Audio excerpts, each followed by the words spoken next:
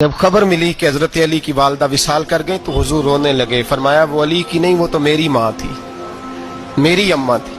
امام ابو نعیم نے لکھا ہے، کہتے ہیں حضور نے فرمایا جب میری اماں کو غسل دینے لگو نا، کفن پہنانے سے پہلے مجھ سے پوچھ لینا.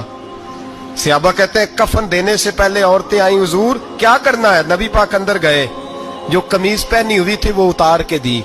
فرمایا چٹے رنگ کا سفید رنگ کا کفن نہ دینا، میرا کرتا پہناؤ میری اماں کو. حضور نے کفن دیا.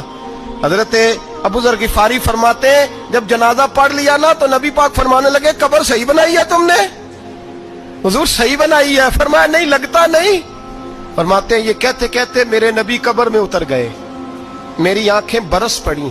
میں نے کہا علی کی اماں رب تجھ سے کیا حساب لے گا، ساری رحمتیں تو پہلی تیری قبر میں آ گئی. عشق سرکار کی ایک شمع جلا لو دل میں، بعد مرنے کے قبر میں بھی اجالا ہوگا.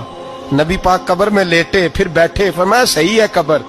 پھر میرے نبی پاک نے دفن کیا ان کو. پھر دیر تک دعا کرتے رہے اور رو کے فرمانے لگے اے اللہ اپنے نبیوں کے وسیلے سے اور میرے وسیلے سے میری اماں کی قبر روشن کر دے. حضرت ابو ذر فرماتے ہیں کسی کا دل نہیں کرتا اس کی ماں مرے، آج میرا دل کرتا تھا کاش میری مر جاتی. پسے مردن فرشتوں نے جو تلاشی لی تو کیا نکلا، فقط ایک دل کے گوشے سے خیالیں